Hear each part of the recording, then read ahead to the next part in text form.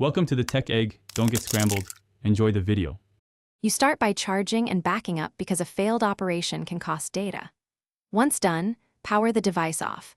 Press and hold volume up plus power to force Miui recovery to load. Make sure you see the main menu. Miui shows recovery with options like wipe and reboot. Use touch if available or volume keys to move, power to select. You do this now so the recovery environment has full control over system partitions and safe options are accessible. You next choose the action that matches your goal. Clear cache for performance, wipe data to fix persistent errors, or mount storage to transfer files. Once you select wipe, follow prompts. Use factory reset only if other fixes fail because it erases user data. If installing firmware, use apply update from ADB or mount USB storage to sideload a ROM. This gives precise control over packages. Make sure to confirm each prompt deliberately. Since recovery, you finish by selecting Reboot to System and waiting patiently.